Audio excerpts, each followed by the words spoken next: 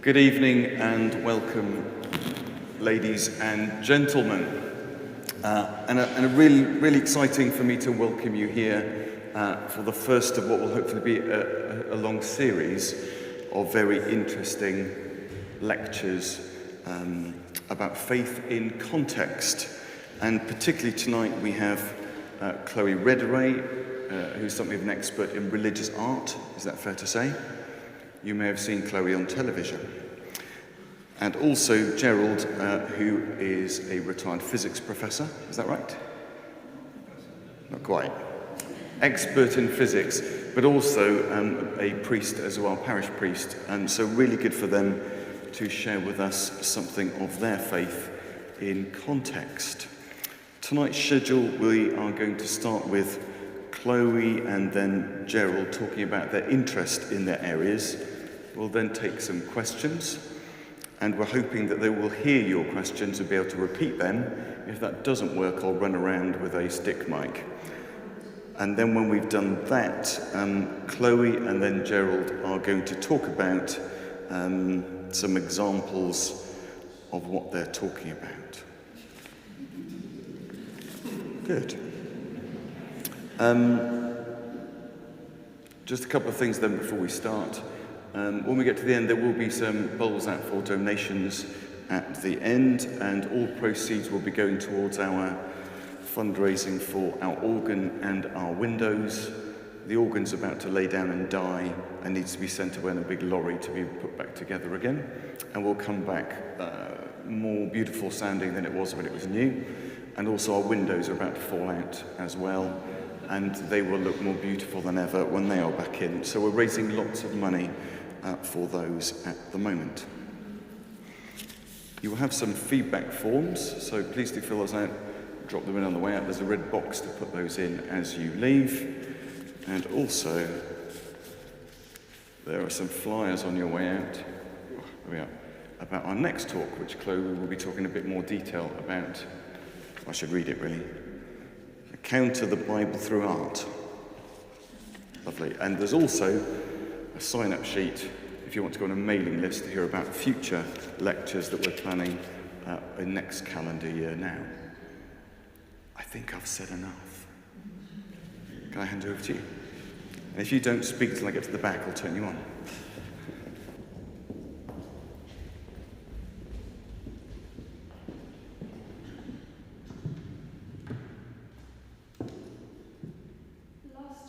Move slightly further forward and have a better view of the screen, but there are going to be lots of pictures.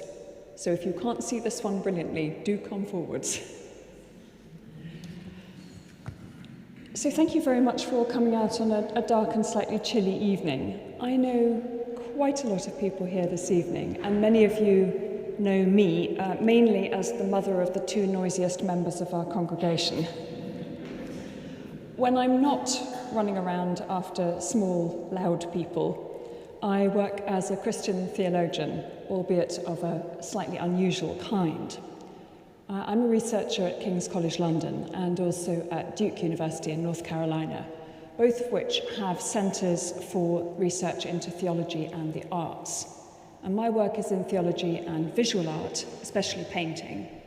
I've worked most with Renaissance and old master paintings, but increasingly I find that I'm involved in projects with modern and contemporary art as well.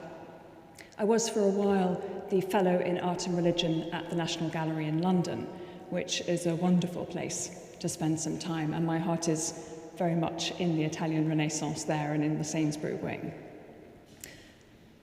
I should say that I am not an art historian, and I always feel that I need to stress that because many of the art historians that I know would be utterly appalled by the idea that anything I do or say is art history. My primary interest is in the theology of the artworks that I'm looking into. I'm interested in how they function as a theological medium, as a form of theological discourse in their own right. And I'm interested in how art forms and transforms people's relationship with God. Relatively simple. I've been asked to speak this evening, and I should have a clicker, which I haven't got. I've been asked to speak this evening about how my interest in art and faith originated and developed. As to how it originated, I don't think I remember a time when those things were not part of my life. In a perfectly ordinary fabric of normal life sort of a way. I do remember from a very early age feeling something that I would now call a sense of the divine, although I wouldn't have had the words for that then. And I do remember from a very early age being aware of colours and textures and shapes and spaces and different types of light, although again, I don't think at that point I would have thought of them in terms of art. Thanks to my family, art was always part of my life. There was a lot of art in the places where I grew up, and we had friends who were artists and craftsmen. And there were always visits to museums and galleries, and a lot of discussions about how things looked and why, and what effect that had. So I think I've always felt the presence of art to be something that permeates life quite naturally and necessarily.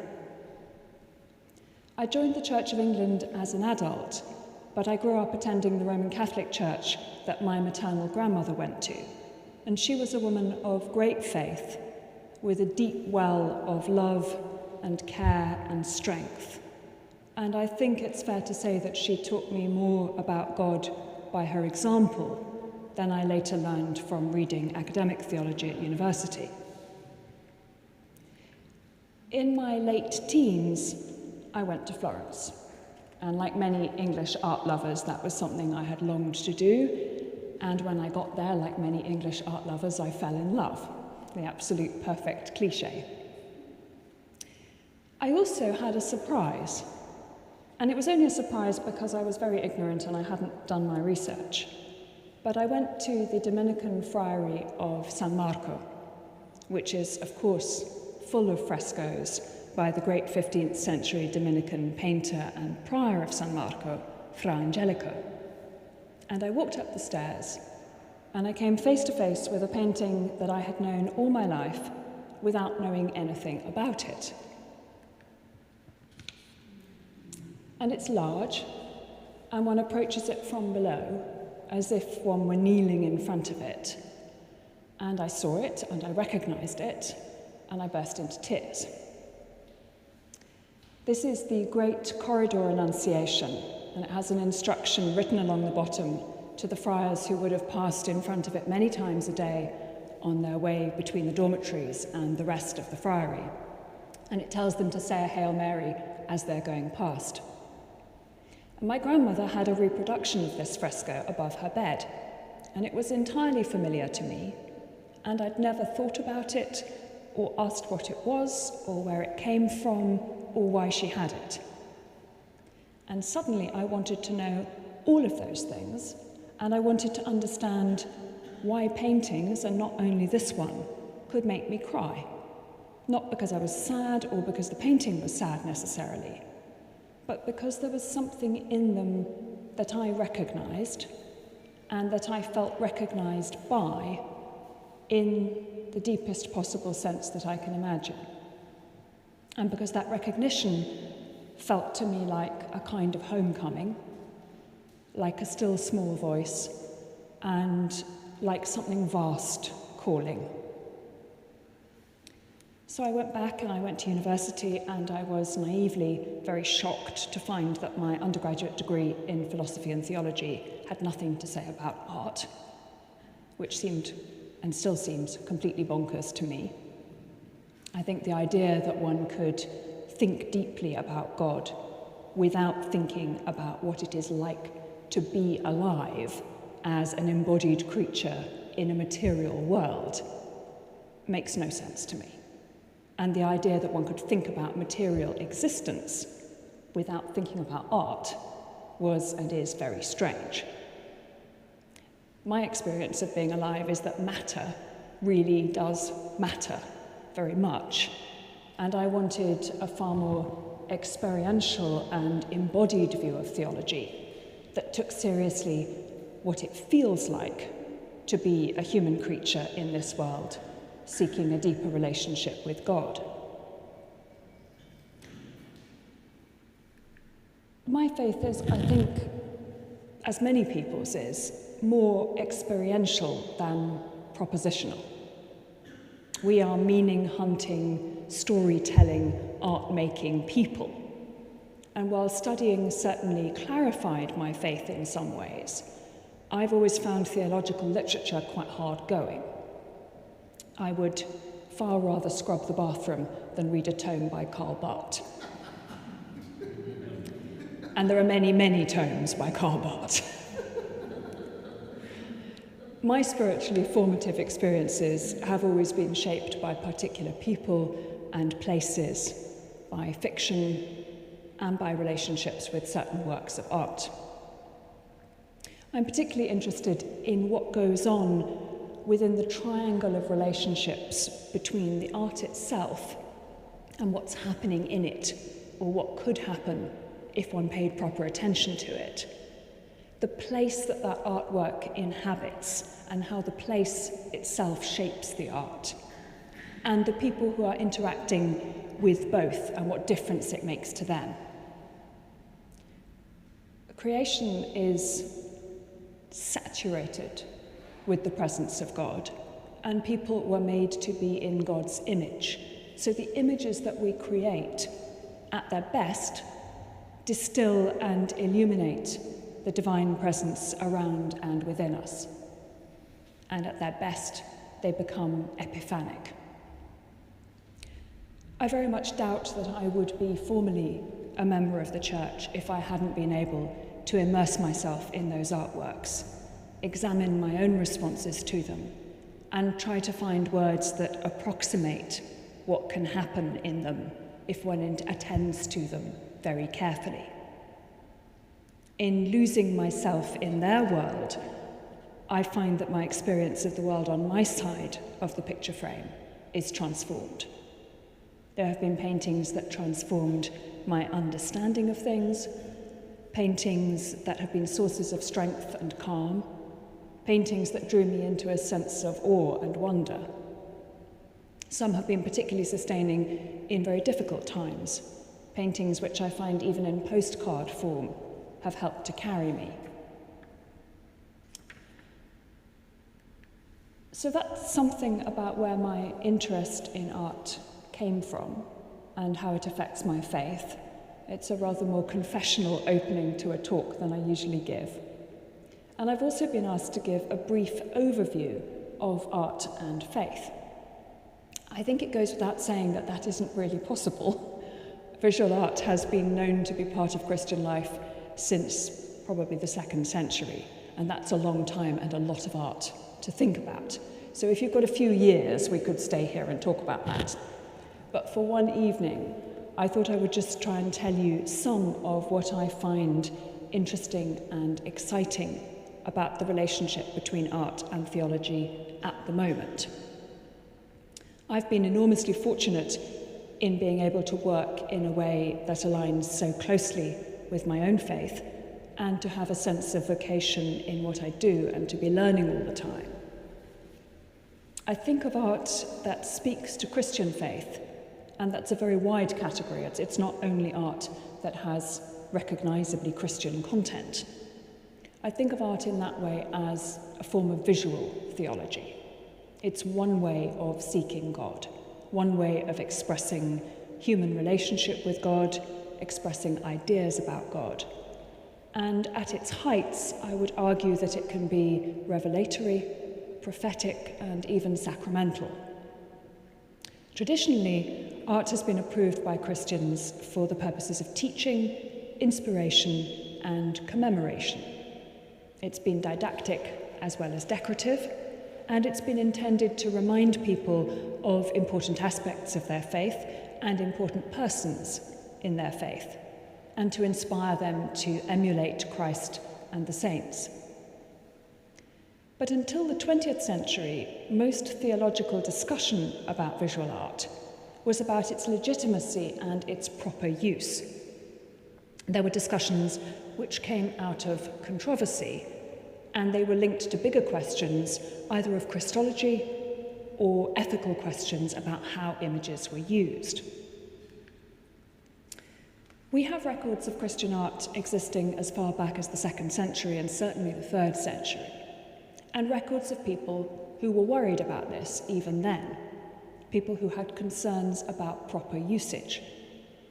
Was it okay, for instance, for a Christian to wear a signet ring with a symbol of faith on it? If so, which symbols would be okay? Which ones wouldn't be? And we have an artistic record which shows how ideas developed about the ways in which Christian themes were portrayed. This is a sarcophagus from the mid-4th century, and it shows in the middle the cross crowned with a victory wreath. It doesn't show us what we might expect, which is Christ on the cross, because it took a while for Christians to feel that that was acceptable imagery to use. So we learn about how Christians thought about art and what they wanted it to do for them, both from the written records and from the artworks that have remained.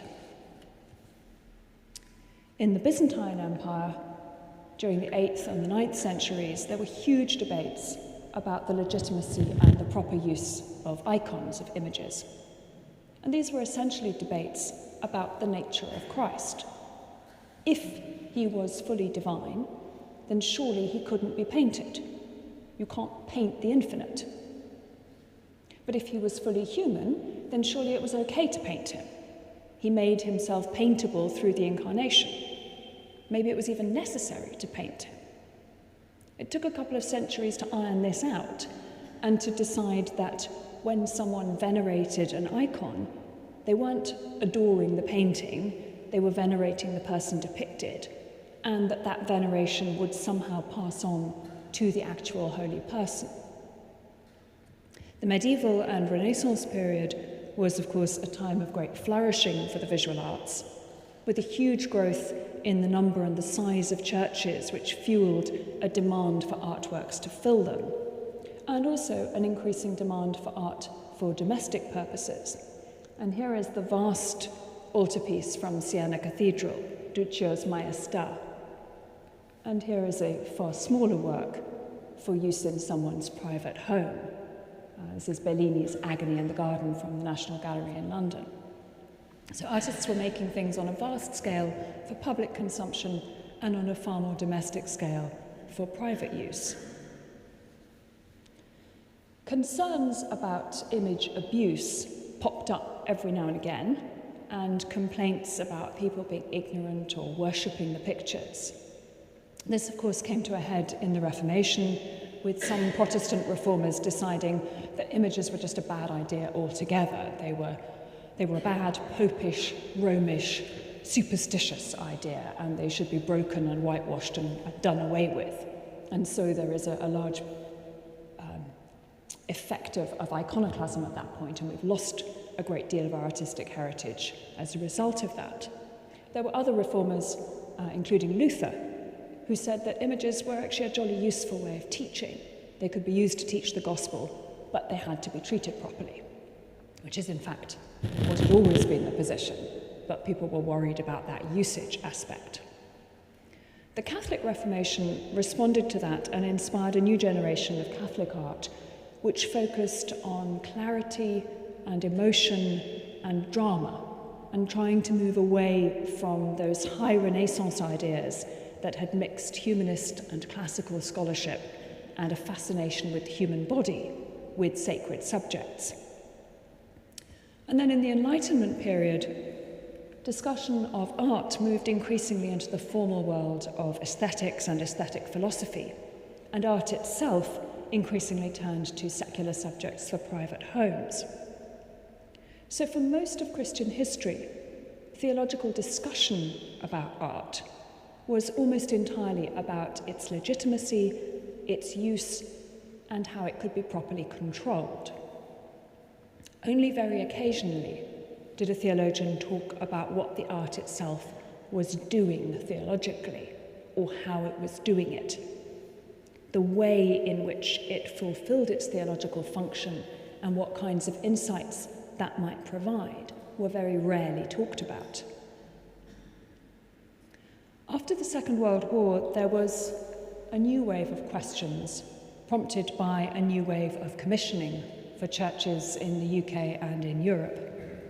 There were new questions because people were suddenly having to ask things like, is it okay for non-Christian artists to be commissioned to make works for Christian spaces? What about abstract art? Is that appropriate? And, quite simply, can the artistic tastes of congregations keep step with some of the more adventurous and contemporary commissioners? Not everybody was happy about having works by Jacob Epstein, like this one from Old Coventry Cathedral, or Graham Sutherland, whose deposition here is now in the Methodist Art Collection. It wasn't until the mid to late 20th century that academic theology finally began to get interested in art. Initially, primarily in an apologetic way. So there are a lot of books that were written to try to convince people that art in churches is a good thing. But I think in the last 15 to 20 years, more theologians are becoming interested in exploring what art might actually do theologically, what visual art might have to say about doctrine, about the Bible, about God. And there's a greater willingness to see art as a theological source and resource in itself, not as a sacred text, not as scripture, of course, but as a kind of theology of its own. And I find that terribly exciting because it's a very curious, open, dialogical, constructive kind of theology. And it's one which I think is exceptionally well placed to speak to our contemporary, image-rich, experience-seeking world around us. I'm going to leave that there and pass on to Gerald, and I will come back later with lots of paintings by another Florentine artist called Carlo Dolci, who was painting in the 17th century, and who you may or may not have heard of, but some of whose work I think you will probably recognize. Thank you.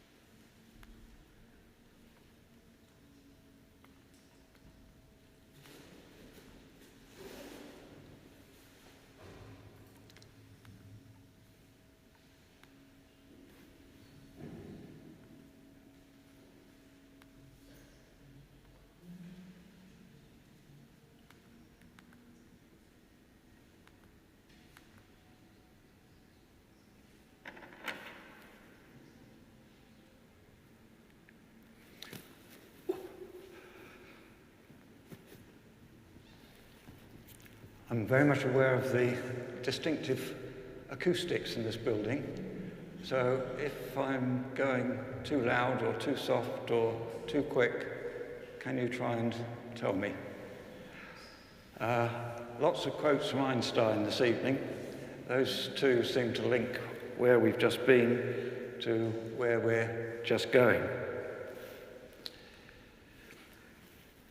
Can you remember anything about your early days of schooling? My memories of primary school, I'm afraid, are very blurred now, but one or two instances do stick quite vividly in my mind. One of them was a morning when our teacher took us out of the classroom, across the playground to some waste ground on the far side, taking with her a big jam jar and a trowel. And she dug up some soil and put it in the jam jar. And we wondered what was going on, but she then took us back into the classroom. Then life got a bit more fun because she poured water into the jar and mixed it up to make a horrible mess, which of course would rather appeal to a 7-year-old boy. And we wondered where all this was going, but she then put it in the cupboard in the front of the classroom, and for the rest of the morning we got on with our reading, writing, arithmetic. After lunch we came into the classroom and she got the jam jar out, and it looked a little bit like this. The various components of the soil had separated out, stones at the bottom, above a little bit of gritty stuff, then some fine sand, then some murky water with one or two bits floating in it, and some little twigs and stuff at the top. Now, that's quite interesting as a result, but what occurred to me was something a good deal more significant and deeper.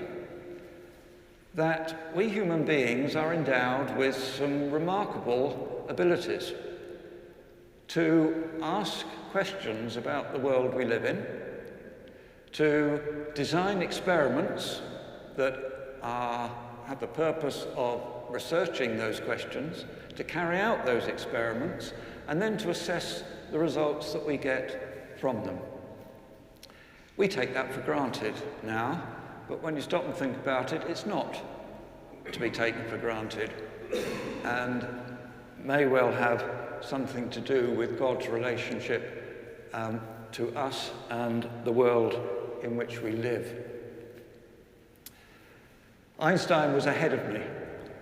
That's one of his famous quotes, that it's amazing that we human beings who have emerged from 14 billion years ago, a blinding flash of radiation, that's where we have our origins, are able to comprehend the world and the universe around us. So that had some impact on me, and I think from then onwards it was really science that took hold of me. By the time I got to secondary school, I think the teachers of English and horrible slippery languages like French and things really didn't like me at all, because I wasn't interested in what they had to say. And it was really science that interested me, and maths. I mean, I just found I could do maths, not taking any credit for that, it's just the way God made me. And then, as particularly got into the sixth form, realizing that the maths and the science go so well together. Maths seems to be the language for science. And again, that's not something which we take for granted, but not so obvious. So when it came to going to university, there was only one choice. I just wanted to study mathematical physics. I wanted to learn how the world is made.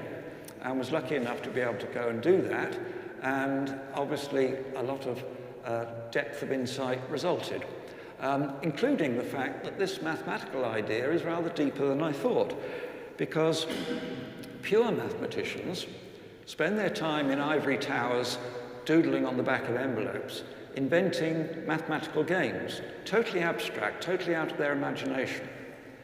And often it turns out that those very bits of mathematics are the ones which can be applied to something in the real world, for example, fundamental particle physics. A strange connection between what goes on quite abstractly in a human being's mind and what's out there in the real world. Has that got something to do with the fact that we're made in the image of God?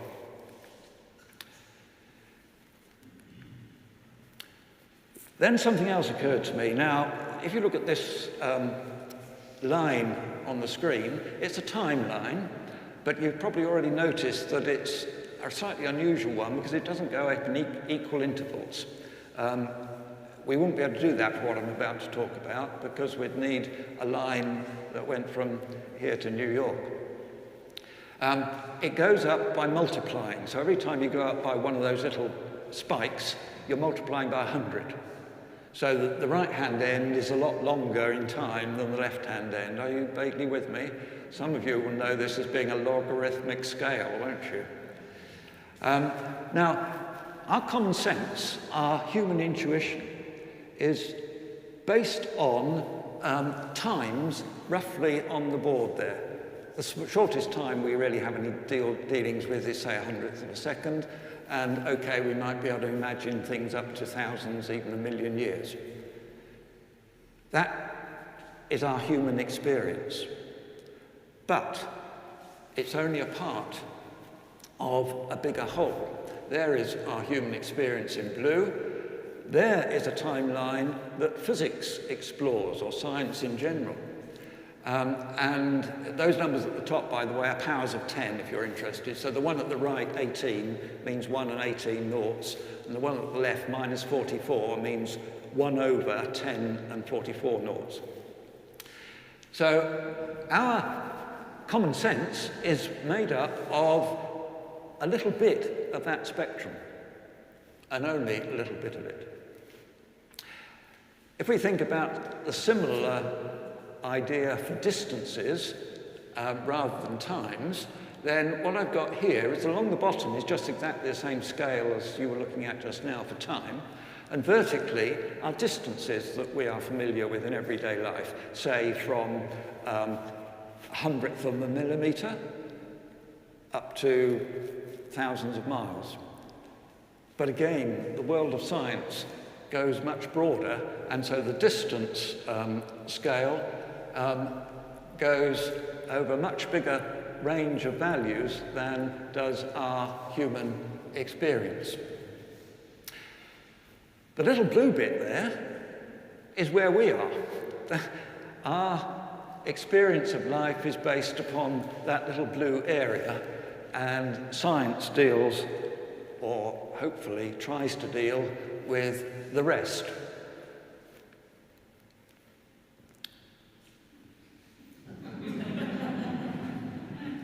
Einstein had it again, that common sense is not to be taken too seriously.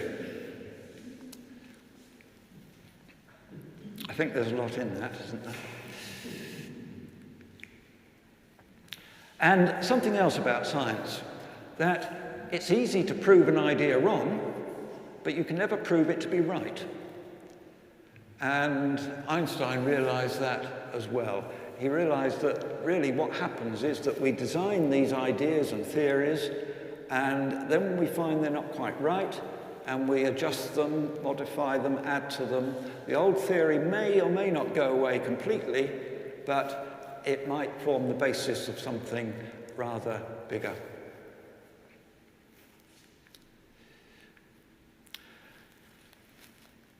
So that was what was sort of going on in my life for the first 20 or so years.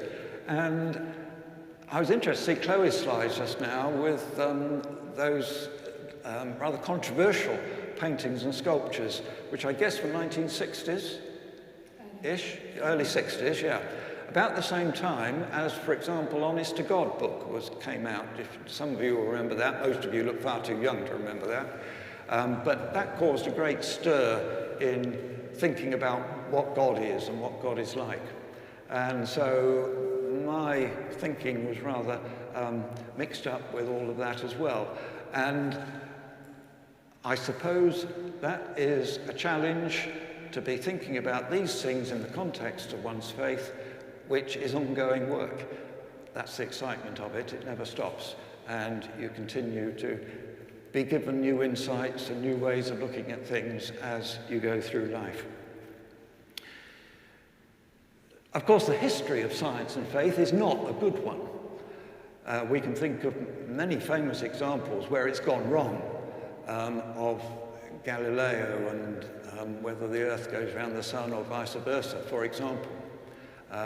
Other people who have tried to prove the existence of God by the way in which an eye is designed, for example. These things fail. And so it's not surprising that science and faith have not always been seen by people in general as being able to get together. I've had countless experiences of people who've discovered that I was both a Christian and studied science, and they can't really understand quite how that's possible. It was partly that which was the motive for me standing up here now tonight. So it's not been good, but And again, as Chloe was saying, in the art world there, things recently have got rather better. I think in the relationship between science and faith, things have got a good deal better in recent years. There have been quite a few very well-known scientists who've written and spoken about their faith and about how the two interact. And I will hope to say a little bit more about that in a few minutes' time.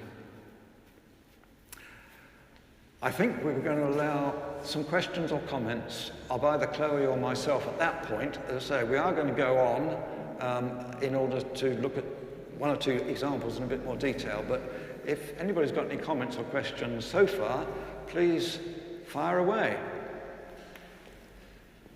I've got an issue with your friend Albert Einstein. He says the most incomprehensible thing about the world is that it is comprehensible. And then you began by putting up the quote suggesting that the most beautiful thing about the world is mystery. Now, I see a contradiction there. Sorry, can you repeat the beginning of that? Yeah, thank you, John. The question was, the quote which we saw just now from Einstein, that the most incomprehensible thing about the universe is it's comprehensible, and the one we saw earlier, that he saw science and so on as a mystery.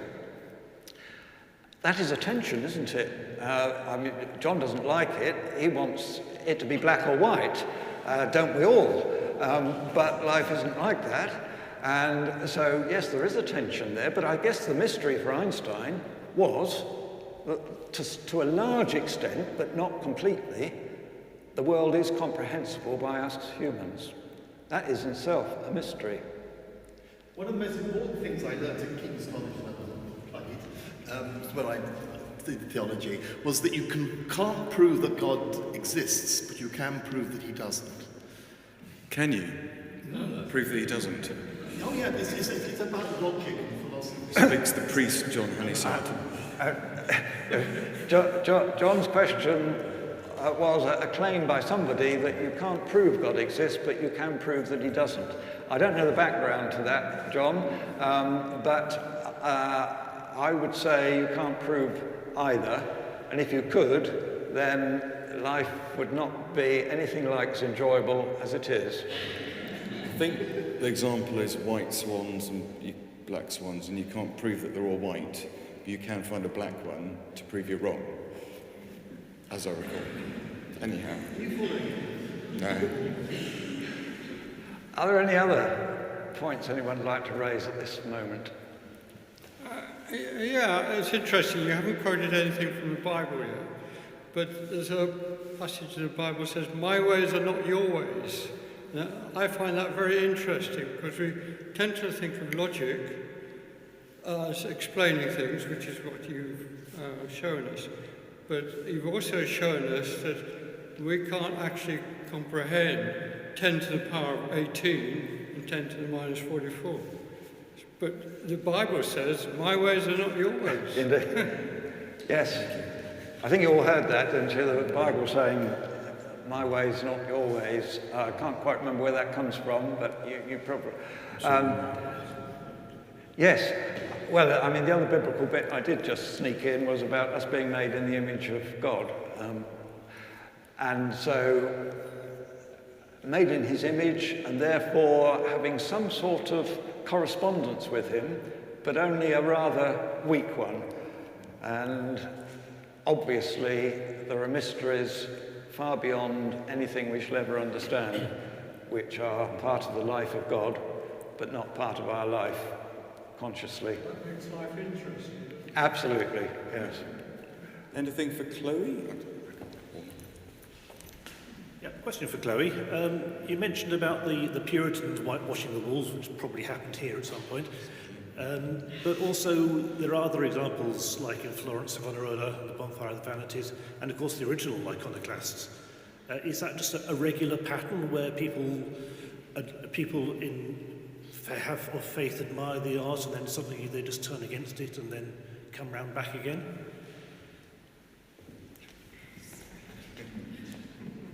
I think there's been a pattern of anxiety about images. from as long as there have been images used by Christians and in Christian contexts. And that anxiety reaches a peak every now and then. It's not a very clear, regular pattern, but every now and again, people's worry about that becomes overwhelming, and they feel the need, or some of them feel the need, to destroy what there is and kind of start again. And then what tends to happen is that they creep back towards finding the images again. Historically, the majority of Christians have had images of some kind as part of their lived experience.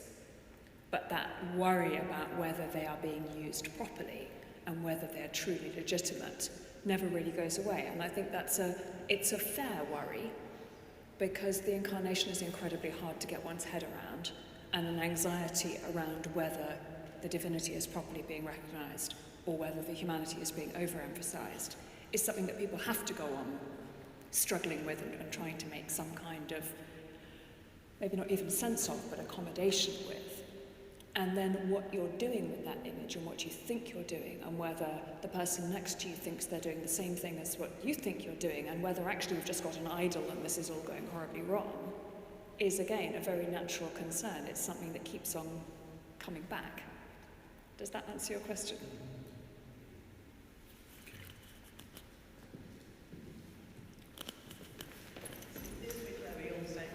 I was really interested to listen to you.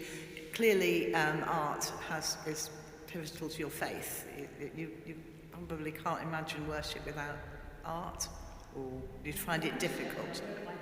Well, I feel the same way about music as well. I mean, I think, would I be able to pray as satisfactorily if I couldn't have music? And of course that's had the same things, because you've had situations where the harmonies were not allowed. They were just too luxurious and just, much too exciting. And yes, but a lot of the art destruction, of course, has been political. I mean, thinking of Ely Cathedral Chapter House, I mean, that was a political move as much as anything else. But so that's all I mean. It's very, very hard to separate religion and politics for most of the history of the world. Perhaps all of it. Most of it. Yeah. Anyone else before we move on? Oh, yeah, Hilary. Should brought my running shoes. It says that God gives us freedom of choice. So I think, be it science, art, whatever, we can explore it all, but God is still behind it all. Thank you. Lovely sentiment. No? Good. Should we? Well, yes, couldn't agree more. Yes, we couldn't agree more. Can we get back to Let's get back on chat, shall we? Yeah.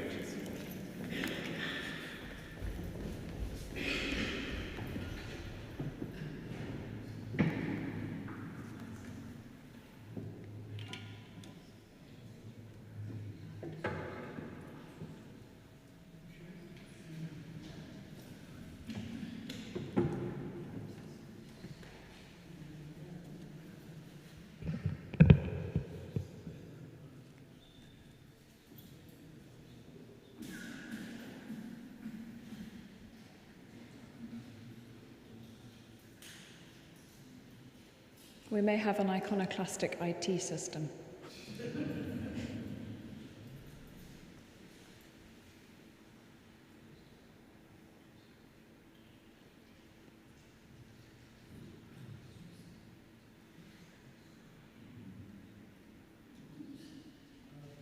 Oh, it's gone again.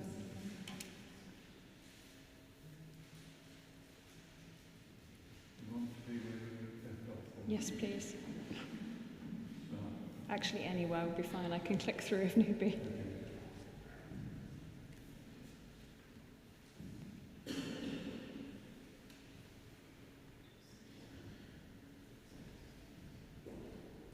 Wonderful. Perfect. Thank you.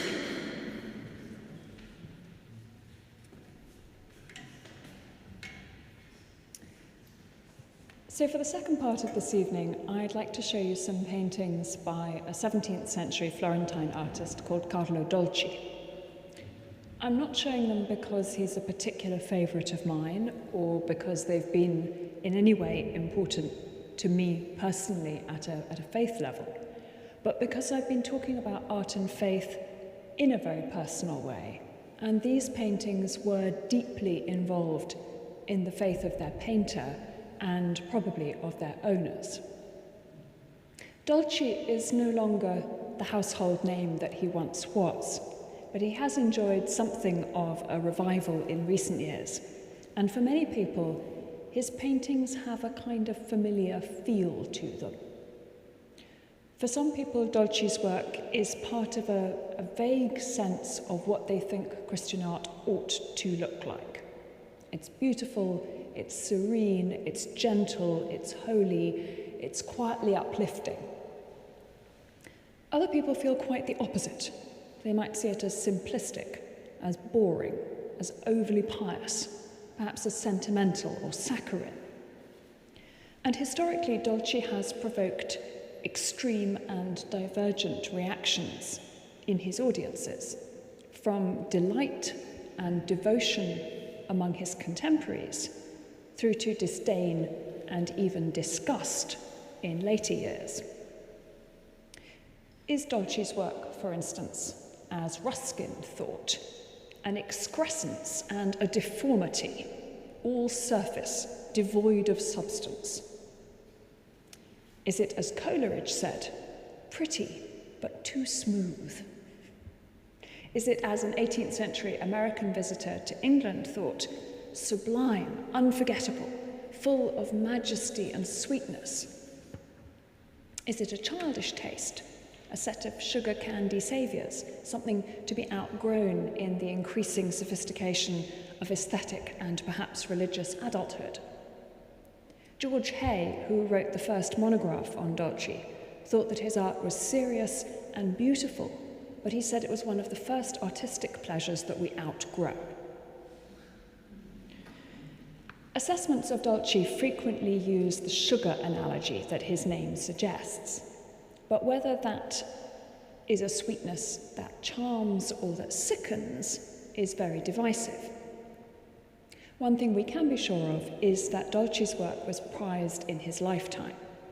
He painted works for domestic devotion and decoration, and he was greatly admired for both his art and his piety. It was only later, when the critical fortunes of Baroque art began to change, that Dolci's work was dismissed amidst a general reaction against the Baroque in the late 18th and early 19th centuries, a sense that this was a period of decadence and self-indulgence. But in recent decades, as I said, he's re-emerged as worthy of serious consideration, as a painter of great skill and perhaps with new appeal.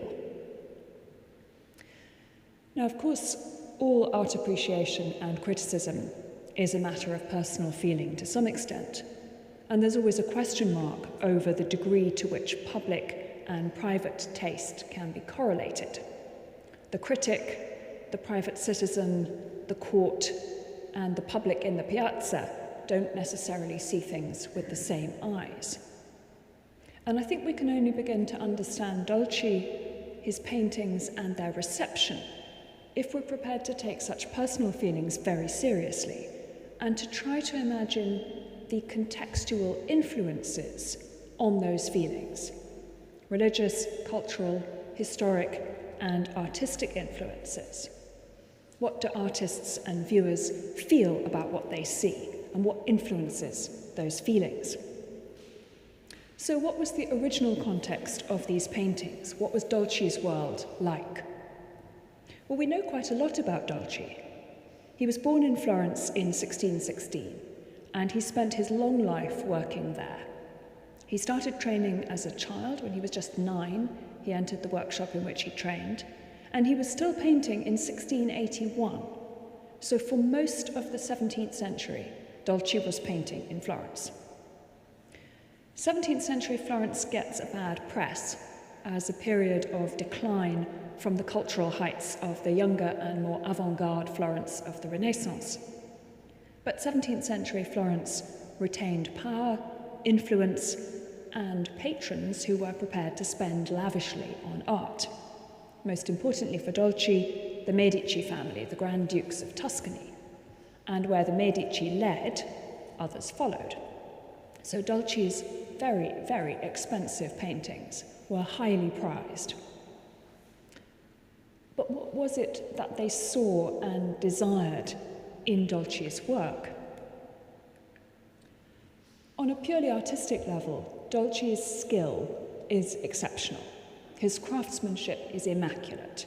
His colours are rich, saturated, glowing pools of pigment. The surfaces of his paintings are so smooth they almost look enamelled. In fact, his work has sometimes been compared to the inlaid stonework that was also greatly prized at this time. His faces are beautiful, whether they're angelic or divine or saintly. The fabrics and the jewels that he paints are created with exquisite attention, and we know that he used exceptionally fine brushes for the details in these works.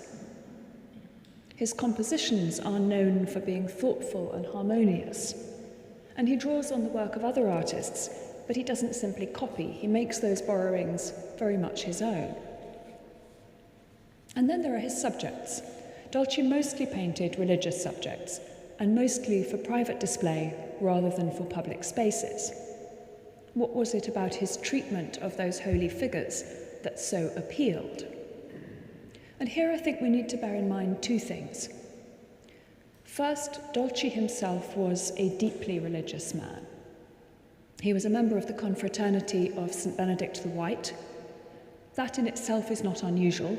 Many artists were relatively devout, and many of them were members of confraternities. But Dolci's reputation goes further. He was said to have prayed before each brushstroke, ora pro nobis. He wasn't an icon painter, of course, but he seems to have treated his painting as a spiritual exercise.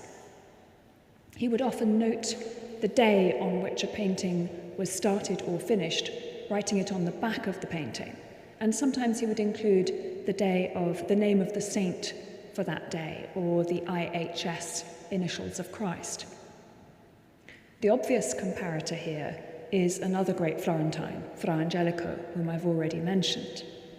And Dolci seems to have been aware of that connection, and indeed he painted a posthumous portrait of Angelico, which he presented to the Accademia.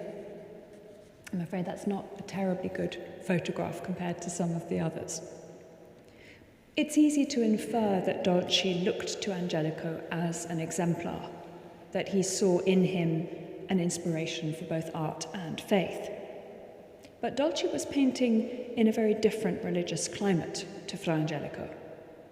In the late 16th century, the so-called Council of Trent had attempted to define a Roman Catholic response to the Protestant Reformation, and that had significant consequences for the production of Catholic art.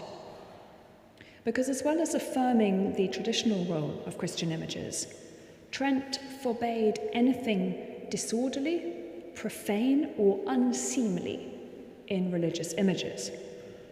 So the kind of nudity which had been acceptable in the High Renaissance was no longer permissible, and the images themselves needed to be what was thought of as clearly comprehensible.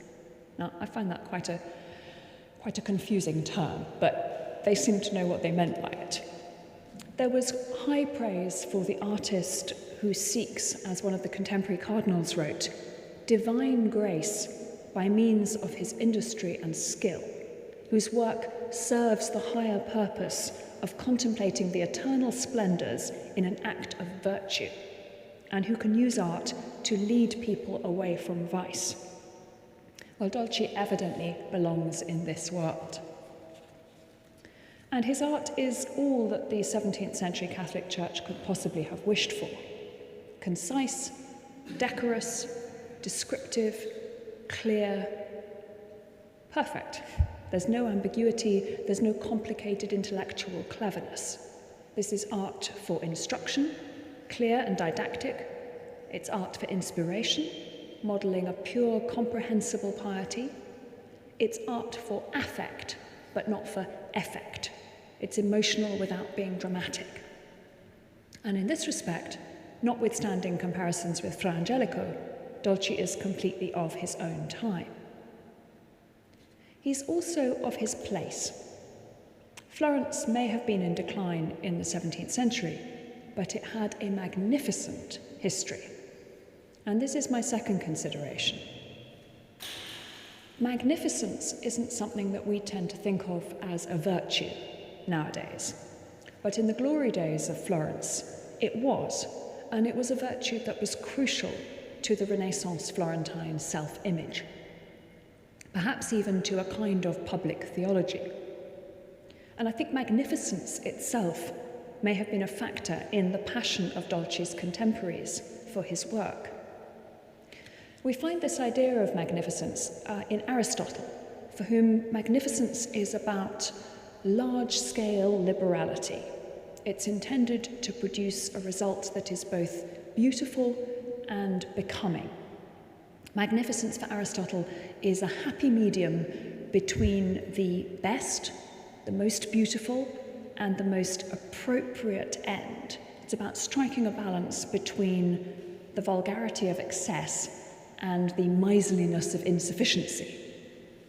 He wants what is most fitting. And it's a characteristic that for Aristotle is only available to the wealthy, aristocratic, and influential. But it could apply to private matters as well as public ones. So a public building should be magnificent, but a private home could also have this virtue. And as a virtue, it had theological significance as well as classical precedence. Thomas Aquinas considered that magnificence was a virtue, but he argued that it could belong to intention as well as to action. So a poor man could be magnificent in intention, in spirit, even if he could not be magnificent in fact. Magnificence is also connected to holiness, because the best of all human objectives is the honouring of God. By spending money on God, rather than on oneself, one would be doing the best and most fitting thing. Furthermore, sacrificing personal spending in this way involves fortitude, and that's another virtue. And Father Howard, if that isn't a good advertisement for the fundraising campaign, I don't know what is. So again, magnificence was most obvious on a visible public scale, but it could also apply to a domestic one. In the 15th century, influential preachers in Florence shaped a public theology of magnificence, which made a significant contribution to the visible glory of Renaissance Florence. But as a civic concept, these republican ideals of the common good and the public sphere were gradually replaced with the closed world of the princely court. Magnificence turned inwards, if you like. By the 1600s, great acts of public magnificence had waned, but a private sense of the importance of behaving fittingly, of spending appropriately, and of honouring God through the purchase and display of precious and glorious things seems to have remained. And I think it's helpful to think about Dolci in the glow of that private magnificence. Dolci is not the 15th century Benozzo Gozzoli, who frescoed a private chapel for the Medici palace, but he brought a similar exquisiteness into the private home.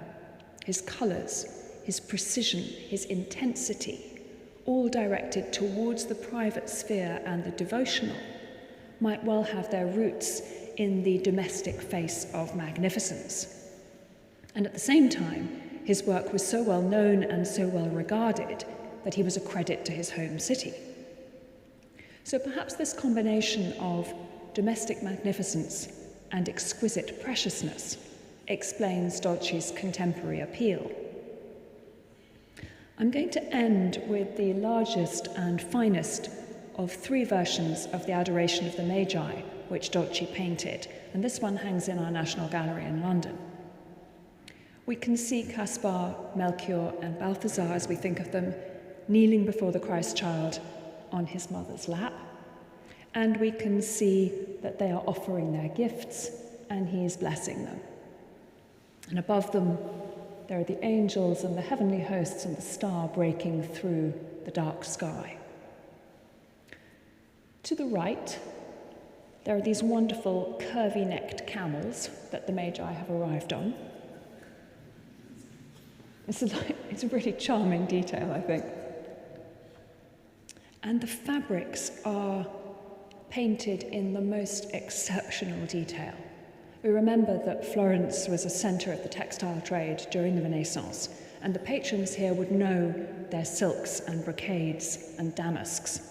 The painting is in incredibly good condition, and the colours really glow and sparkle. There are bits of this painting that are almost like looking at stained glass. Dolci himself was the son of a tailor, so he certainly knew about fabrics, and he's imagined the Magi wearing these incredibly tactile clothes, sumptuous and exotic, and entirely credible. In contrast, this is the blue of the Virgin's robe. It's a single deep pool of colour. Her dress is very simple, very modest, but it's just as compelling in the purity of its colour. And the pigment is the incredibly expensive blue that was made from lapis lazuli, so she gets the best. The jewels and the metalwork are as exquisite as the embroidery, as carefully observed and as minutely executed. And the gold gifts which the Magi bring are painted in what is essentially yellow paint, which Dolci is clever enough to make look like gold. But the halos on the Holy Family and the rays of light emanating from the Christ child are painted using shell gold, which is real gold mixed with glue to make a sort of paint. In this painting, those areas are less flashy than the Magi's gifts, but they are the real thing. Now, there are no prizes for guessing... Oh, sorry, I got too close to the microphone. There are no prizes for guessing why the Magi were popular in Florence. They were patrons of travellers, merchants, knights, and kings. The Magi were wealthy Gentiles, they travelled to distant lands, and they honoured God incarnate with their expensive gifts. They were also astronomers who had made the correct response to a new star when they saw one. And the matter of reading the heavens correctly had been rather painfully tested in Florence fewer than 20 years before this painting, when Galileo, whom Gerald's already mentioned, was tried by the Inquisition for upholding the Copernican theory of planetary motion. The Magi were far less controversial. In short, Florence was a centre of trade, banking, learning, and art, and if the Magi were honoured across Europe during the Renaissance, they were nowhere more so than in Florence. The Medici family, unsurprisingly, took them particularly to heart. They supported a confraternity dedicated to the Magi, which staged an annual procession, and in the 15th century, they commissioned Benozzo Gozzoli to paint the Magi on the walls of their private chapel. This was still in good condition in the 17th century, and Dolci would certainly have seen it. The Magi were truly magnificent, but it wasn't only the Medici who would have felt this. As a city, Florence felt a connection to these wise and wealthy travellers, and that connection was a strong traditional part of Florentine history, and one which I think lingered in the public and artistic imagination.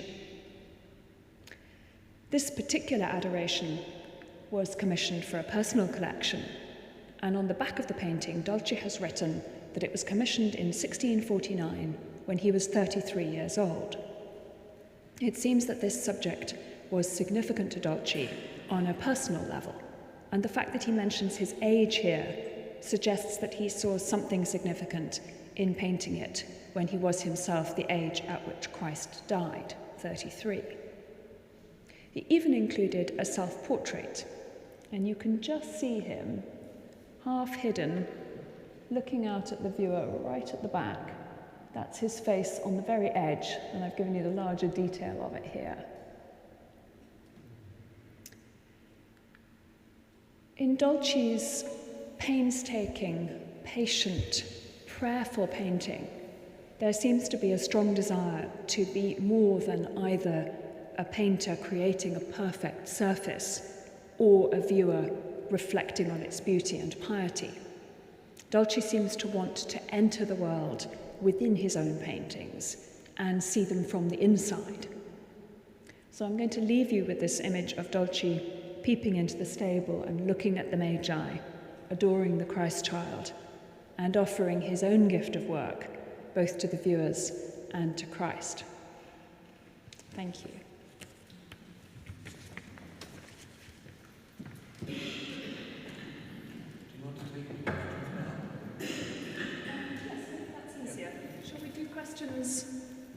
Shall we do questions now rather than hopping between us later on? Good plan. Do you want to pop your hand up if you've got something you'd like to share? Or too stunned by the colours? Even if just to say it's beautiful. Step over you. Thank you. Thank you. Good evening. I speak as a former engineer. We have met before.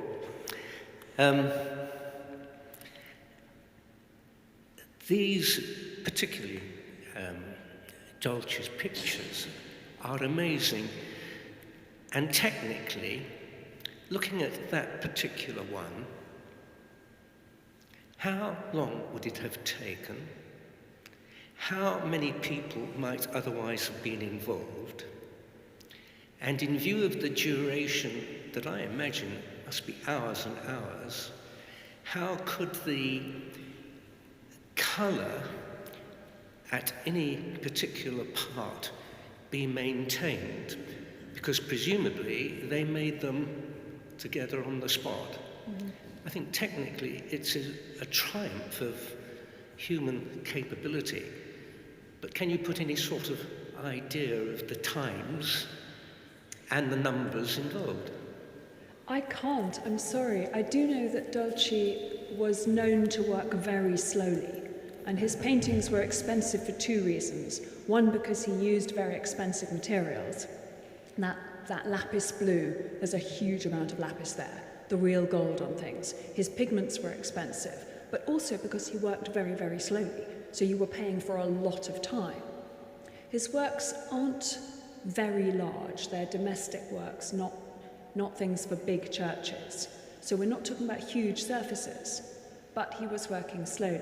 He did work with assistants in a workshop style, but he did the painting himself. So he would have had help with grinding the pigments, with preparing the wooden boards, he wouldn't have made the frames himself. Those things were part of a workshop setup, but he did all the painting himself. So it was a very slow and painstaking process, sometimes with very small brushes. So I can't give you an actual time. I can go away and try and look it up. I don't know if anybody knows. But he was a very slow, very painstaking worker, and his technical ability is extraordinary. And the fact that a lot of his works have survived in very good condition suggests partly that they were well looked after because people cared about them, and partly that they were very well made to start with. Thank you. Not so much a question, but a comment. I mean, what's always fascinated me theologically, personally, and spiritually is the mystery of God. And I suppose how God reveals himself. And, Einstein recognized something about the mystery of God. And the artists that you suggested were controversial, Dali and Jacob Epstein and others and so on. And the prejudice, I suppose, that people have about the things of God and their picture of God in their minds, be it a word picture, be it a musical picture, be it a painted art picture, and that they suggest it's wrong because their view of God isn't being represented the way they would choose, and therefore it's bad art, whatever form that art takes. I always think that's interesting. I mean, if you let God reveal himself to you, you've got to be very passive about it, very humble about it, very faithful, full of faith about it. I find that I've had a challenge, but as one grows older, one's just got to let God be somehow, and I suppose enjoy being surprised by somebody's different view. Well, I would agree with you about the humility, but not necessarily the passivity. I think one of the most interesting things that I find in the expanding world of theology and the visual arts is how much bigger those conversations are becoming and how much more possible it's becoming to talk about all kinds of artworks. And the question of taste is always a very, very vexed one, and whether there are criteria and quality controls that should be applied to things is very controversial, and it can be very contentious at a parish level, certainly. But there's a much greater willingness to consider things that are outside of a very narrow view of things, I think, at least within the academy, and I think within churches as well, increasingly, which is very encouraging.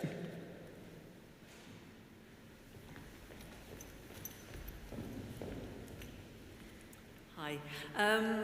I'm just wondering, I know you're speaking of the Renaissance period, but have you any idea at what point Christ became a white man in art? Interesting. In general, people have depicted Christ as one of themselves. So in the very earliest Christian art that we know, Christ is portrayed as a philosopher, as a teacher, as a military victor, as Orpheus, who can go into the underworld and come back up again. The Christian artists at that point were borrowing from the Greco-Roman imagery around them and, as it were, painting themselves and their Christ into that world. If you look at the earliest available Ethiopic and Coptic art, Christ doesn't look like a white man. If we go into very northern art, Christ gets much whiter.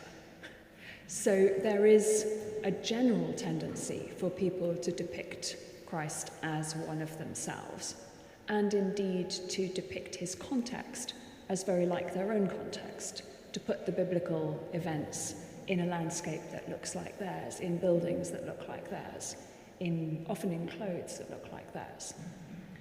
Where that starts to get really complicated is when you have colonial powers taking their image of Christ to places that did not already have a Christian tradition. And then the image of themselves goes and is imposed on a culture where the people may look nothing like that white Christ.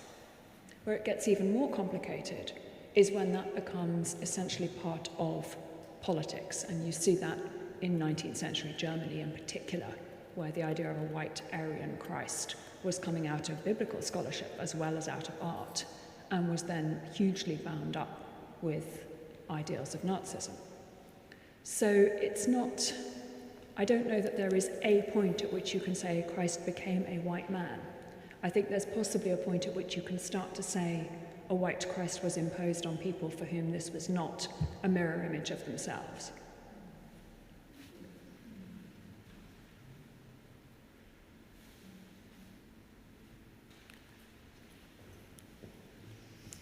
Thank you. I'll hand over to Gerald.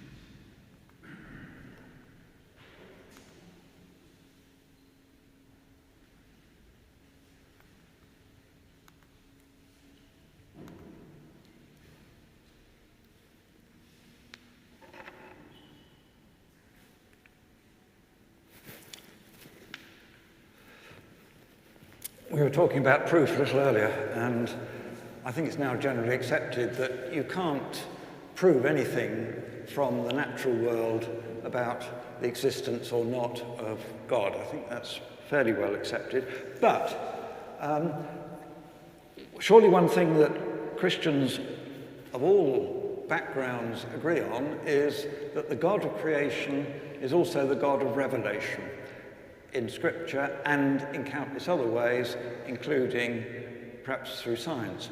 So we ought to see, as it's all part of one great big thing, some sort of correspondences between the two. The life scientific as it progresses and the spiritual life as it progresses. We ought to be able to spot some connections.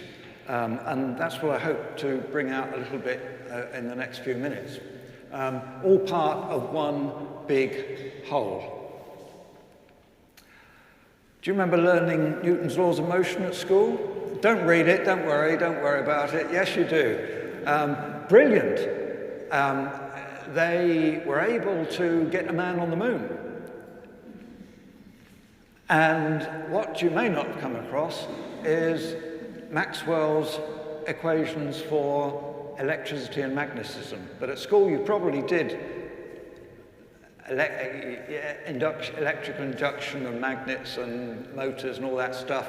And now, the faint-hearted better close their eyes for a moment, but there are Maxwell's equations.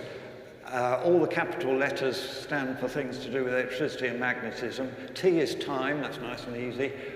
Aren't they beautiful? Isn't that beauty? John, isn't it?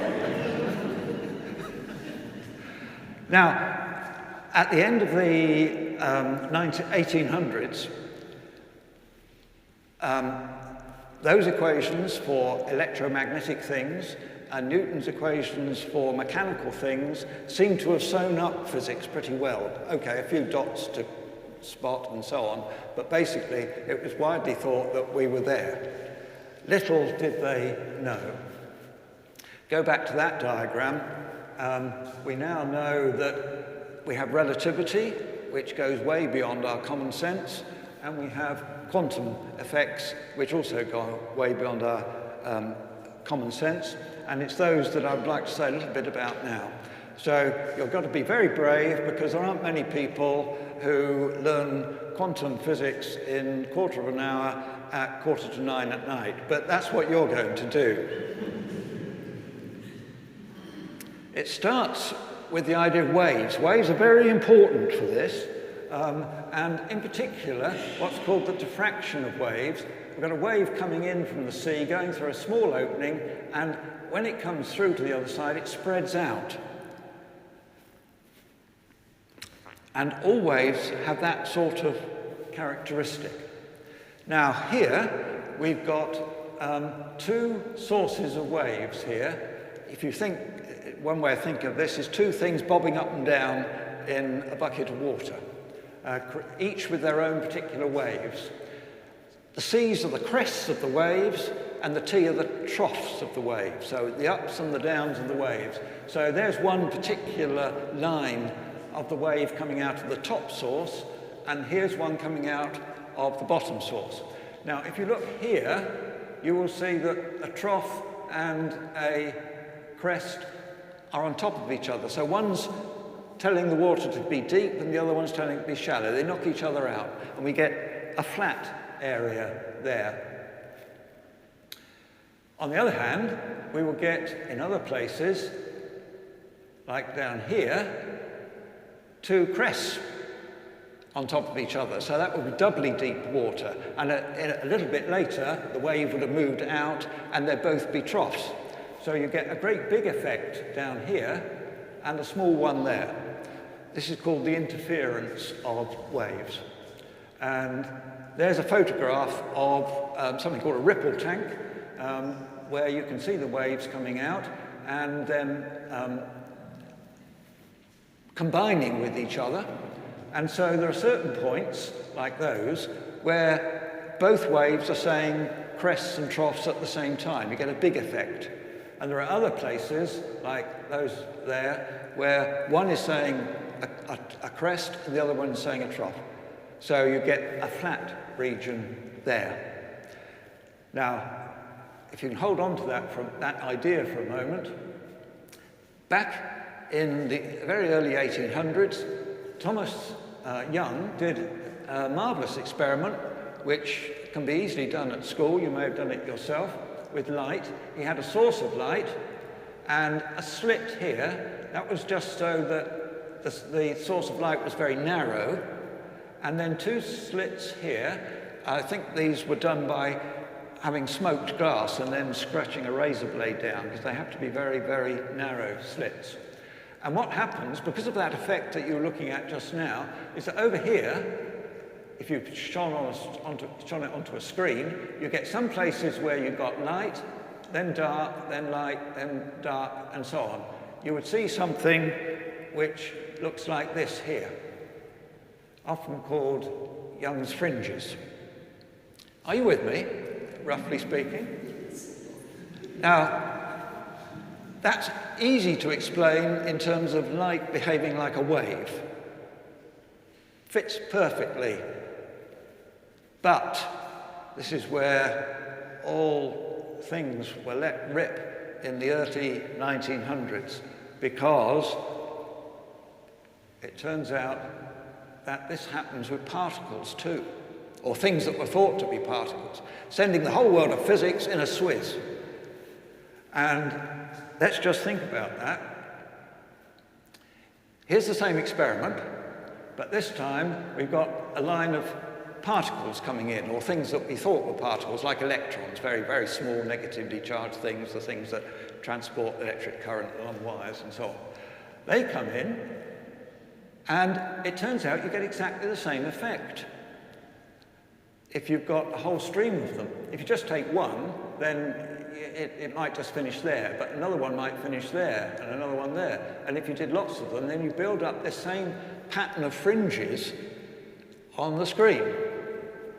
It's more complicated than that, but in essence, that's what it is. So, you saw from just now that in the wave one, the light had to go through both slits at the same time to get the two sources to add up or subtract.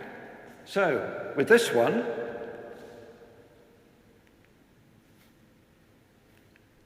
which hole does the electron go through? Can't go through both, can it? Well, yes, in a sense, it does. There's something wave-like about these particles. And that's the beginnings of the great controversy and arguments and upheaval of physics in the 1900s to 1920s sort of period. It's what we call wave-particle duality, that particles that we thought were particles sometimes behave like waves. So I will try and be cautious and not say that an electron is a particle. It sometimes behaves like a particle, other times it behaves like a wave.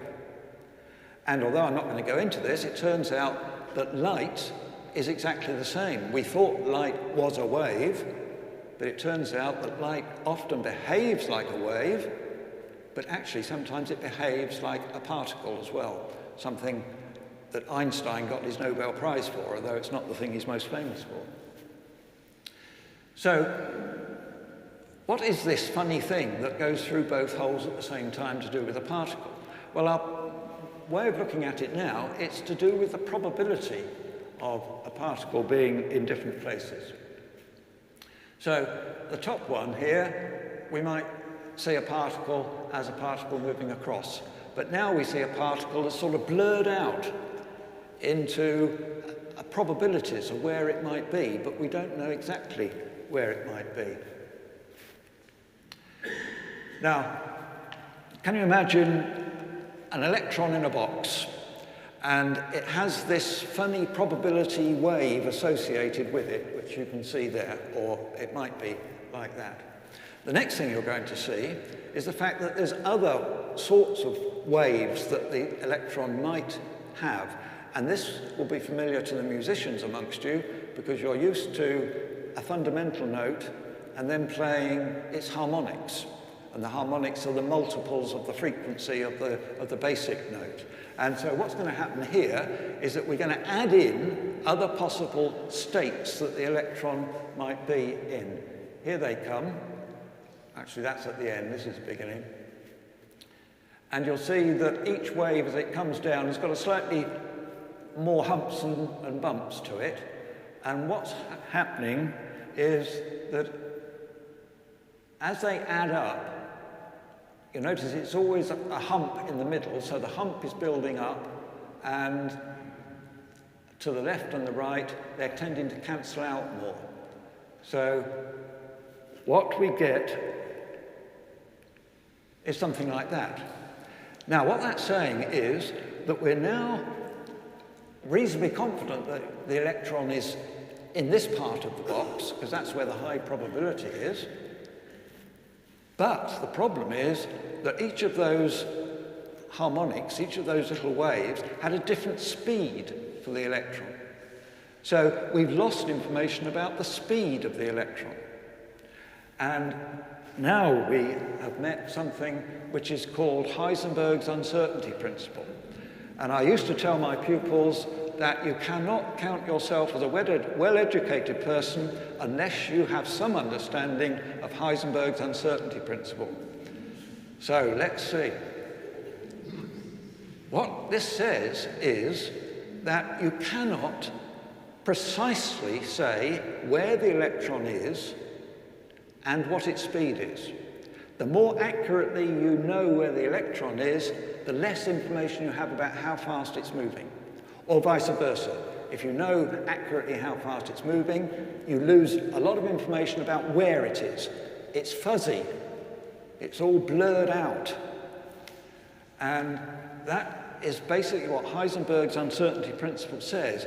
It's nothing to do with our ability to measure things because we haven't got the right apparatus or because we're not clever enough.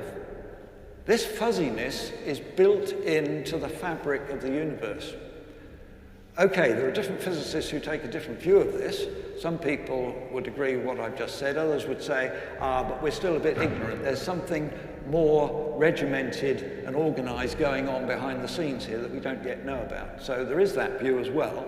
But most people have come to accept that we have this built-in uncertainty in the nature of the natural world. You might say, okay, well, let's measure it, measure where this electron is. And here's something else important to happen. So we might send, say, some light or something in to try and measure. Here it comes. And it collides with the electron. But when it does so, it changes the electron's state. It's no longer, the electron is no longer the same as it was before we measured it. So our very process of measuring has affected the thing that we are trying to measure. We are not independent observers of the world around us. What we do alters what we are looking at.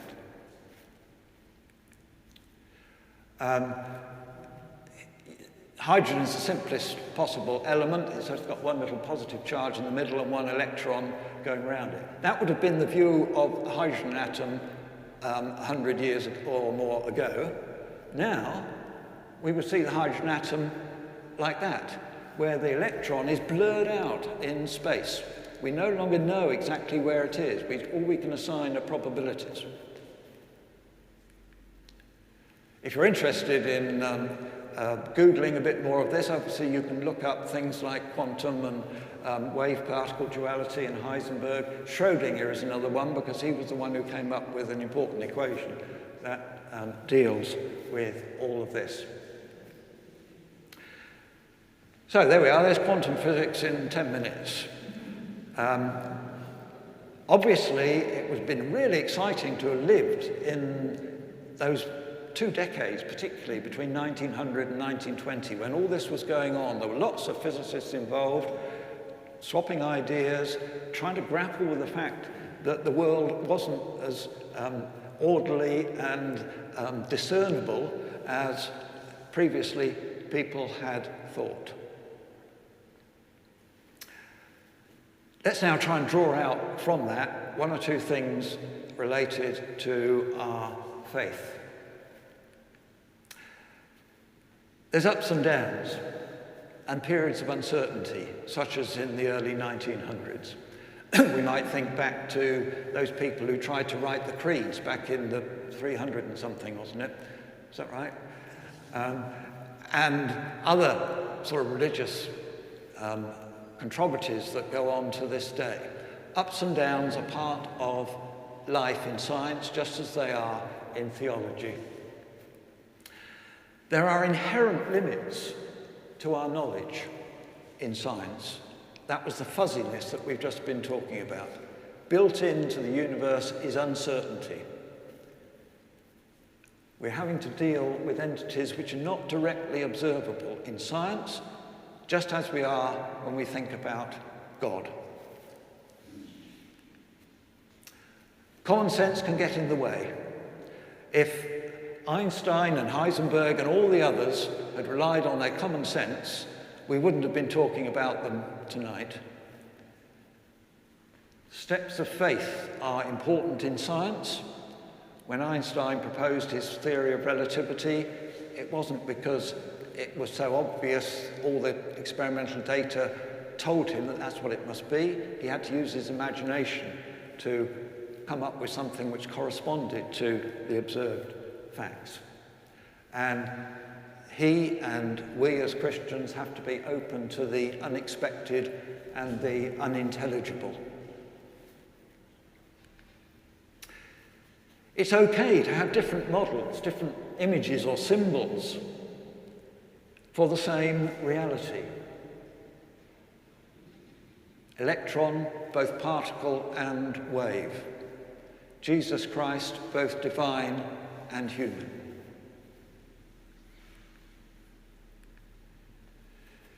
Science, and I think we, assume that the world is real, it's not a fiction of our imagination, that it's sensible and it's stable. The scientist has to assume that the results from experiments he does today are going to be pretty well the same if he repeats them, or she, tomorrow. Is that a reflection of God's faithfulness to his creation, that everything is more or less stable? What we understood yesterday is vital for today. We build up on what previous people have done in science and in our faith. We read of the great Christian thinkers of the past, but we don't have to assume that we are going to see things in exactly the same way as they did. And that, of course, is true in science, as we saw from Einstein right at the beginning, that the role of scientific theories is really to be open to be improved at a later stage. Reality defies language. This is very important, I feel. I think it's one thing that all the philosophers of the last century or more would agree on, is that language inhibits our understanding. We speak in English, and we've got certain constraints within that language. And in science, as you've just seen, we don't really have a good language for describing wave-particle duality. And we don't have, in many ways, a good language for theology, and never will. And that's part of where the mystery lies. As we've just seen, when you try and measure something at very small levels, particle levels, then you change them. And so when we engage with the world, we are changed, but so is the world that we are observing or interacting with. That, you can see, is true in quantum physics, and it's surely true in our engagement with the world around us and with God. And last, but by no means least, personal and communal engagement are vital. Scientists more and more work together in teams, as well as going away and quietly doing stuff on their own. Essential to most of our Christian lives is engagement with others, particularly through worship. And I was struck by you can't really see it in this photo, but the priest at the celebrating at the altar there has his hands in a very similar pose to the lecturer here. They are both agents of something bigger to the people who are around them.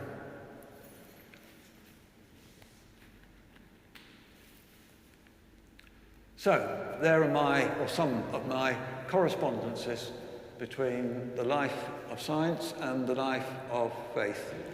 I will stop there, but happily answer any questions, or try to if you've got any.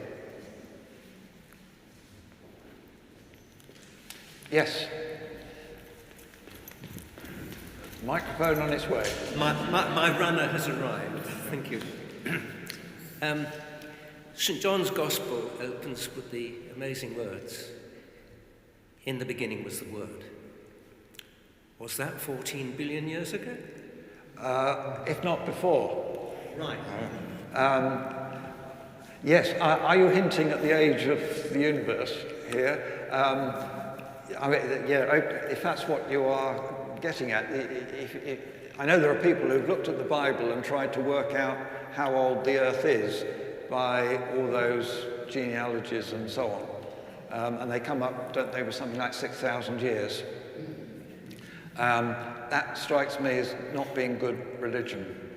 The age of the universe is a scientific question.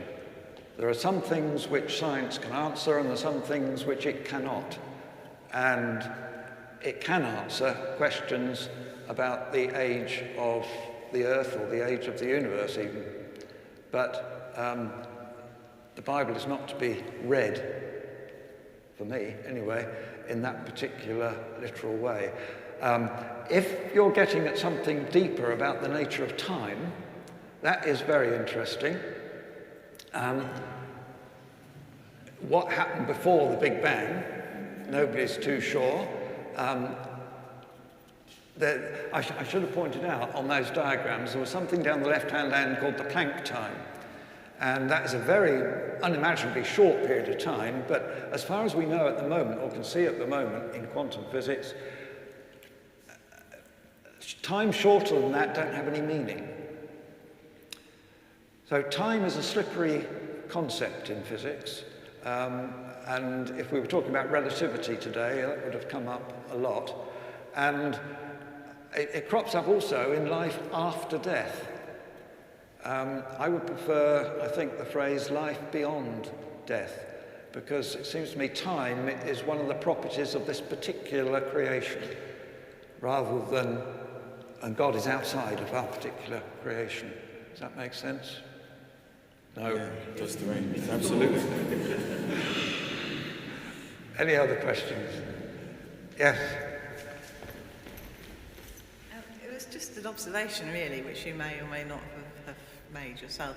That would you say that the less people know about science, the more likely they are to say, oh, there's no such thing as God because of science, and the more people begin to dig into how the world works, they have an essential humility about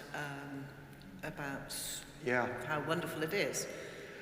Very much so, yes. The question is about generally people's understanding of science, and how for many people it's limited, and they make assumptions about science being in conflict with faith, and etc., etc. And that's indeed very true. And as I say, that's partly was my motivation for being here tonight, was to give an airing to the fact that people ought to know more about science. So many people think that it's beyond them, and the same as mathematics as well. Very often that goes back to a bad experience at school, which is so unfortunate. And so, yes, science is so important in the world, and as I hope I've given you even just a little glimmer of tonight, is a way into appreciating that. I think you used the word humility, which is essential. And physicists have it in bucket loads, humility now. and so should we as Christian folk as well. I mean, as I say, if you went back to the 1800s, the scientists would have been a bit bolshy and saying, oh, we know what's going on, we know how the world works, and so on. Physicists, you won't find any physicists, I don't think, saying that now. Plato, admittedly, was before Christ, but he said, I am wise in realizing that I'm not wise. The more I know, the more I realize I don't know. And he's saying the same thing that I think you were saying about physics and so on. And one of the great experiences I had in London was being taken to some Nobel Peace winners, who, scientists, who had discovered a faith just through their research, because they realized that the world was so wonderful because of what they couldn't know about it. We can't dominate the world in the way we might assume by thinking we can understand it. Yeah. So, yes, in a sense, humility was forced on them by their awareness of the greatness of creation, and I suppose what they couldn't fathom through their research. Yes, well, there's quite a lot there. You said Plato was before Christ. He was before Jesus, but he was after the Word.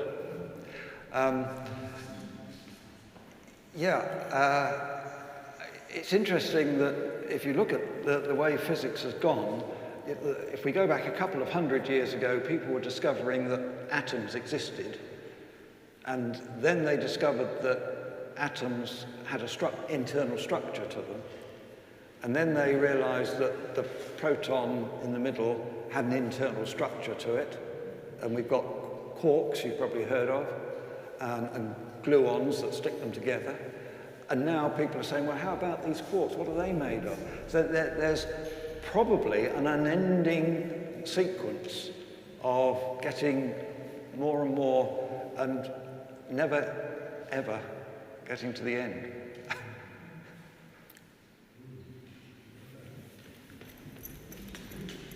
It's all the same people, isn't it? I'm just thinking that you are saying, basically, science is developing all the time. So what was believed decades ago has changed and developed. And I think a lot of people who try to deny the Bible are saying, that says Adam and Eve were born and created, that's not possible. They're not looking at the changes in the way we look at the Bible, that it is more storytelling to try to explain things rather than it's a factual document. So again, the science and theology tying up. Yes, I mean, I'm no biblical scholar or historian or anything, but I believe that the Genesis story that you just referred to, in early days, never was taken literally. It's only been in relatively recent years, and particularly in America, where people have wanted to see it in any literal sense. It's funny how people's way of looking at things changes as the years go by. But you're absolutely right. We need to look. I mean, clearly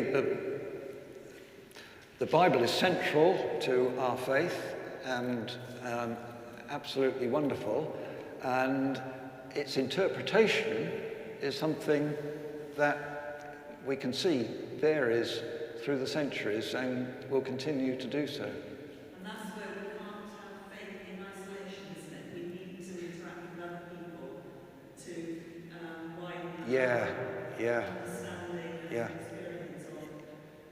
Yeah, absolutely. Just as those physicists did in the early 1900s. Yeah. Thank you.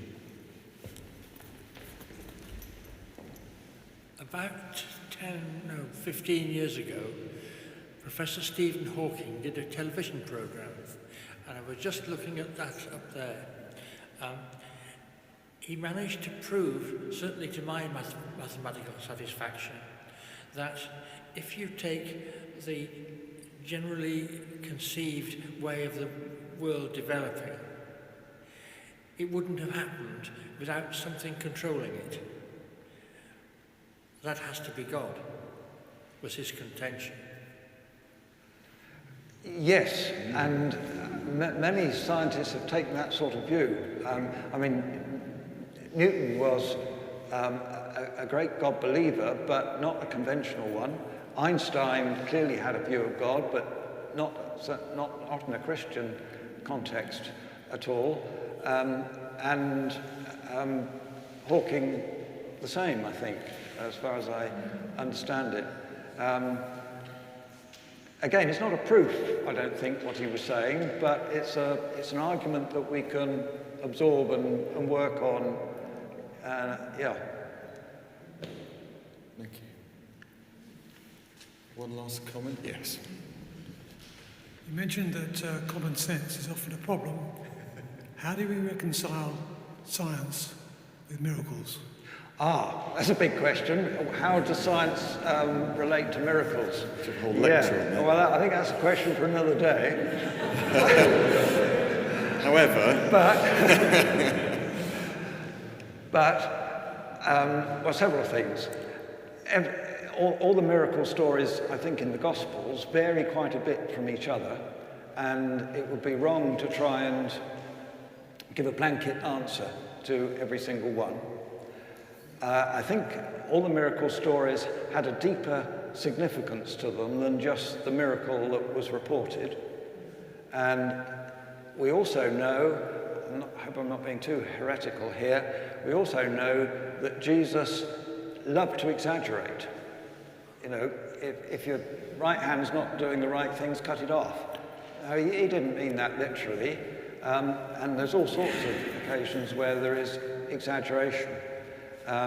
So the reason I wouldn't give you a quick answer is because it seems to me that every miracle must stand in its own right as to what it's saying to us, and whether or not it is in that sense historically accurate or not, sometimes we might have to be agnostic about. Having said all that, there is one great miracle which overrides all of the others, surely, and that's that you and I are here. Interesting, thank you. I wonder if we should stop there, leaving people wanting more, and say a huge thank you to both of you as we've explored something of how art and science takes us from our own four walls of our existence, if you like, and paints a picture of a whole other world out there, which I kind of think is a bit like painting a picture of the kingdom of heaven in two very different ways. So a real wonderful evening this evening, and I think a round of applause, please.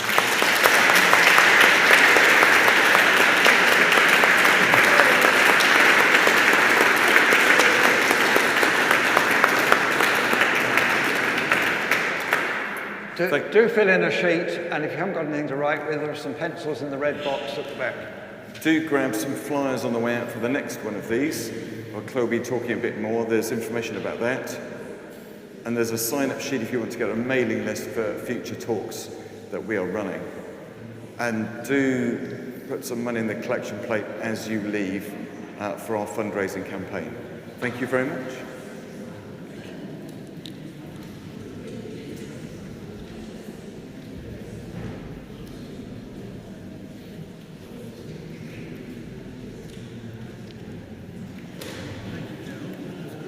Oh, good. Good. I was especially taken with the statement about reality and language. Yes. Because, of course, when you were talking about the maths, it was the language which fired the